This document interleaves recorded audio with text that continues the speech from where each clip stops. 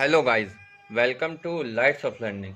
आज का यह वीडियो मैथमेटिक्स के बेसिक्स को स्ट्रॉन्ग करने के लिए बनाया गया है। इस वीडियो में हम वेरियस टाइप के नंबर्स के बारे में बात करेंगे। इस वीडियो के अंत में कुछ फैक्ट्स के बारे में भी बताया गया है जिससे आपकी मैथ से रिलेटेड बेसिक्स और मजबूत हो सके। So guys, let's start. Various types of numbers. पहला टाइप है नेचुरल नंबर यानी प्राकृतिक संख्याएं। वे संख्याएं जो एक से शुरू होकर अनंत तक होती हैं तथा जो हम गिनने के लिए प्रयोग करते हैं वे सभी प्राकृतिक संख्या कहलाती हैं, जैसे 1, 2, 3, 4, 5, 6 इत्यादि। नंबर 2, होल नंबर्स यानी पूर्ण संख्याएं। यदि हम प्राकृतिक संख्याओं के साथ शून्य को भी सम्मिलित कर लें तो वह पूर्ण संख्या कहलाएंगी। ये संख्याएं शून्य से शुरू होकर अनंत तक जाती हैं, जैसे 0, 1, 2, 3, 4, 5 इत्यादि। नंबर 3, इवन नंबर्स यानी सम संख्याएं। यदि कोई प्राकृतिक संख्या का भाग 2 से पूरी तरह चला जाए और कोई भी शेष ना बचे तो वह संख्या सम संख्या होगी। इनके अंत में 0, 2, 4, 6, 8 होता है। जैसे 10 के अंत में 0 है तो यह सम संख्या होगी। ऐसे ही 12 के लास्ट में 2 होने के कारण 12 भी एक सम संख्या है। इसी तरह 14, 16, 18 ये सभी सम संख्याएं हैं। नंबर 4, ऑड नंबर यानी विषम संख्याएं। यदि प्राकृतिक संख्याओं का 2 से भाग पूरी तरह ना जाए तथा एक शेष बचे तो वह विषम संख्या कहलाती हैं। इनके अंत में 1, 3, 5, 7, 9 होता है। जैसे कि 11 के अंत में 1 होने के कारण यह विषम संख्या है।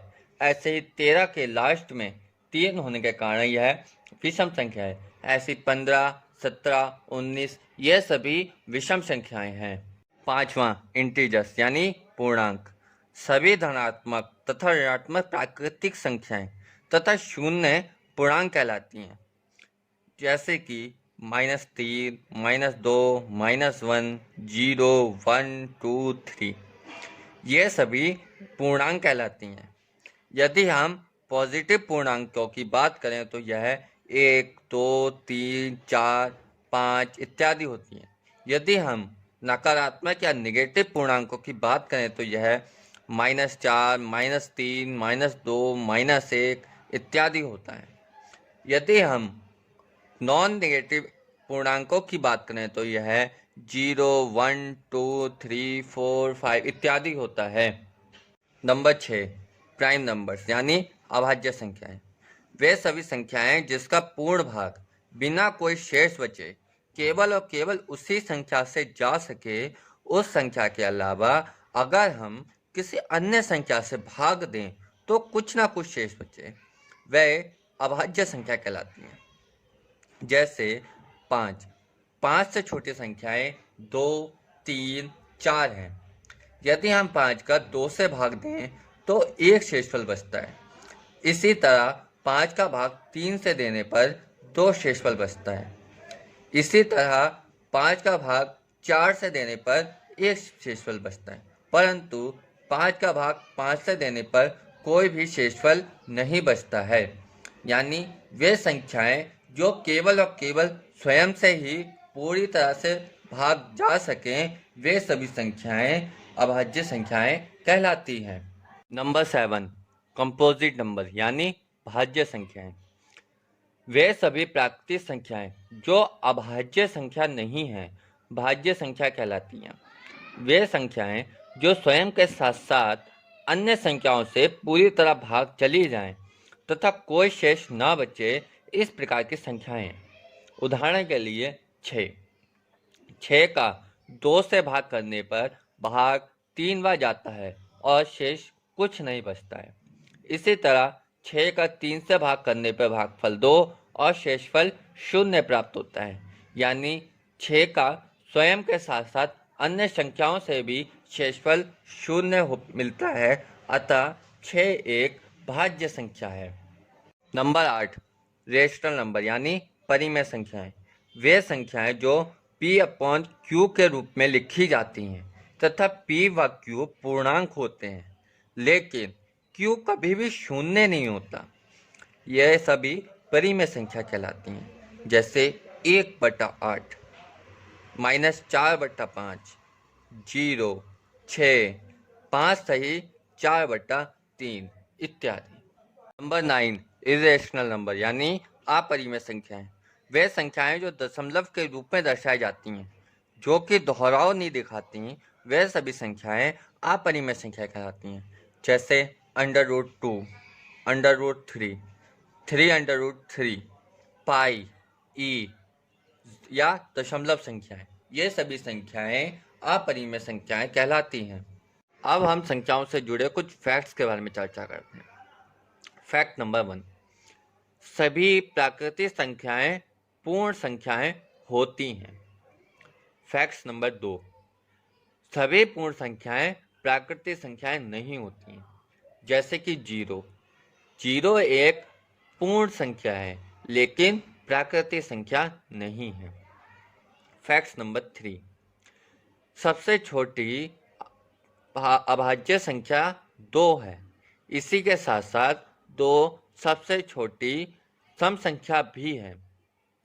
फैक्ट नंबर 4, यदि हम 0 को नेचुरल नंबर के साथ जोड़ दें तो हमें पूर्ण संख्या प्राप्त होगी। फैक्ट नंबर 5, सबसे छोटा विषम संख्या 3 है तथा सबसे छोटी भाज्य संख्या 4 है। फैक्ट नंबर 6, एक यूनिक नंबर है। यह ना तो भाज्य संख्या है और ना ही अभाज्य संख्या।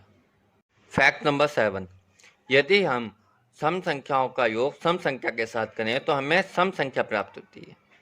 यदि हम विषम संख्याओं का योग विषम संख्या के साथ करें तो हमें सम संख्या प्राप्त होती है। यदि हम सम संख्या का योग विषम संख्या के साथ करें तो हमें विषम संख्या प्राप्त होती है। यदि हम सम संख्या में से सम संख्या को घटाएं तो हमें सम संख्या ही प्राप्त होती है। यदि हम विषम संख्या में से विषम संख्या को घटाएं तो हमें एक विषम संख्या ही प्राप्त होगी।